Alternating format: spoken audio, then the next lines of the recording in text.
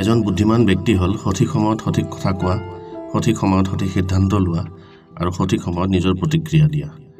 আপুনি বুদ্ধিমান মানুহৰ মাজত এনে কিছুমান গুণ বিচাৰি পাব যিবোৰ সাধাৰণ মানুহৰ নাথাকে।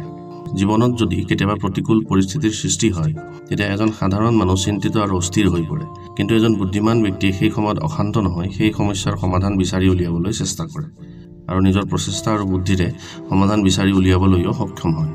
এখন আশ্ৰমত কিছুমান শিষ্যই নিজৰ গুৰুদেৱৰ ওচৰলৈ গৈ সুধিলে, গুৰুদেৱ, এজন বুদ্ধিমান ব্যক্তিৰ কি কি গুণ আৰু লক্ষণ থাকে আপুনি আমাক জনাব পাৰিবনে? আমিও বুদ্ধিমান হ'ব বিচাৰোঁ। তেতিয়া গুৰুদেৱে ক'লে, ঠিক আছে, আজি মই তোমালোকক বুদ্ধিমান মানুহৰ 5টা গুণৰ বিষয়ে ক'ম। ভালদৰে মনোযোগেৰে শুনিবা। এজন বুদ্ধিমান ব্যক্তিৰ প্ৰথম লক্ষণ হ'ল তেওঁ যদি কিবা এটা শিকিব বিচাৰে তেন্তে তেওঁতকৈ সৰু হওক বা ডাঙৰ, সফল হওক বা বিফল, সকলোৰে পৰা তেওঁলোকে কিবা নহয় কিবা শিকিবলৈ যত্ন কৰে। তেওঁলোকে এজন অসফল বা ব্যৰ্থ ব্যক্তিৰ পৰা জানিবলৈ চেষ্টা কৰে যে তেওঁ কিয় আৰু কেনেকৈ বিফল হ'ল।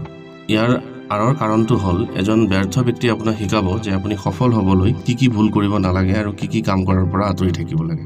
আৰু তেওঁলোকে এজন সফল মানুহৰ পৰা জানিবলৈ চেষ্টা কৰে যে তেওঁলোকৰ সফলতাৰ ৰহস্য কি, সফল হ'বলৈ তেওঁলোকে কি কি সমস্যাৰ সন্মুখীন হৈছিল আৰু সেইবোৰ কেনেকৈ সমাধান কৰিছিল। বুদ্ধিমান মানুহৰ দ্বিতীয়টো গুণ হ'ল তেওঁলোকে কেতিয়াও কোনো উৰা বাতৰি বা যিকোনো কথা অন্ধভাৱে বিশ্বাস নকৰে। সেইসকল লোক প্ৰতিটো কথাকে নিজৰ বুদ্ধিৰে বিবেচনা কৰি তাৰ সত্যতা পৰীক্ষা কৰি তাৰ পিছতহে কোনো কথা বিশ্বাস কৰে। এনে কৰাৰ ফলত সেই লোকসকল প্ৰতাৰিত হোৱাৰ পৰা নিজকে বচাই ৰাখে আৰু তেওঁলোকৰ কাৰো প্ৰতি কোনো ধৰণৰ ভুল বুজাবুজিৰো সৃষ্টি নহয়। বুদ্ধিমান মানুহৰ আন এটা গুণ হ'ল তেওঁলোক যিকোনো মানুহৰ মিঠা কথাৰ চিকাৰত নপৰে। কেৱল তেওঁৰ কথাত বিশ্বাস কৰাতকৈ তেওঁ সেই মানুহজনে প্ৰকৃতিতে কৰা কামক গুৰুত্ব দিয়াটোহে বেছি পচন্দ কৰে। আমাৰ চৌপাশে এনে বহু মানুহ আছে যিয়ে আমাক নিজৰ কথাৰ জালত আবদ্ধ কৰি আমাক ঠগিব বিচাৰে। এজন বুদ্ধিমান ব্যক্তিয়ে যেতিয়ালৈকে কাৰোবাৰ কাম আৰু কথাৰ মিল নাপায় তেতিয়ালৈকে তেওঁ কাকো বিশ্বাস নকৰে, কাৰণ তেওঁলোকে জানে যে যিজন সৎ আৰু সত্যবাদী ব্যক্তি তেওঁৰ কথা আৰু কামত মিল থাকিব আৰু এনে ব্যক্তিয়ে কেতিয়াও কাকো বিশ্বাসঘাতকতা নকৰে।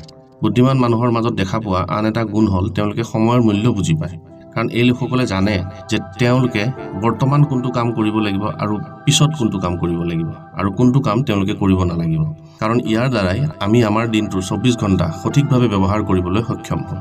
সেইবাবে এই লোকসকল নিজৰ জীৱনৰ গুৰুত্বপূৰ্ণ কামবোৰক প্ৰথমে অগ্ৰাধিকাৰ দিয়ে আৰু সকলোতে সকলোৰে বাবে উপলব্ধ হৈ নাথাকে, কাৰণ এই মানুহবোৰে প্ৰতিটো মিনিটৰ মূল্য বহুত ভালকৈ বুজি পায়। এনে নহয় যে তেওঁলোক নিজৰ জীৱনটো উপভোগ নকৰে। সত্যটো হ'ল তেওঁলোক যিকোনো সাধাৰণ মানুহতকৈ বেছি সুষম জীৱন যাপন কৰে, কাৰণ এই লোকসকল সময় ব্যৱস্থাপনাৰ দক্ষতাক এনেদৰে ধৰি লয় যে ই তেওঁলোকৰ জীৱনটো সকলোতে ভাৰসাম্য ৰক্ষা কৰাত সহায় কৰে। বুদ্ধিমান মানুহৰ আন এটা গুৰুত্বপূৰ্ণ গুণ হ'ল তেওঁলোক চিন্তাৰ পৰিৱৰ্তে চিন্তন কৰে। সেই চিন্তন হ'ব পাৰে কোনো সমস্যাৰ সমাধান বিচাৰি উলিওৱা বা সৃষ্টিশীলভাৱে নতুন কিবা এটা কৰা, নতুবা হয়তো তেওঁলোকৰ নিজৰ জীৱন কেনেকৈ উন্নত কৰিব পাৰি সেই বিষয়েও হ'ব পাৰে। তেওঁলোকে কোনো অযথা কথাত নিজৰ সময় আৰু শক্তি এনেই নষ্ট নকৰে। গতিকে বন্ধুসকল, এই 5টা অভ্যাসৰ ভিতৰত কোনটো অভ্যাস আপোনাৰ আছে কমেণ্টত জনাওক, আৰু যদি কাহিনীটো ভাল লাগিছে তেন্তে বন্ধু বান্ধৱীসকলৰ লগত শ্বেয়াৰ কৰক আৰু এনেধৰণৰ প্ৰেৰণামূলক কাহিনী আগলৈ শুনি থাকিবলৈ আমাৰ চেনেলটো ছাবস্ক্ৰাইব কৰক। ধন্যবাদ। জয় অসম।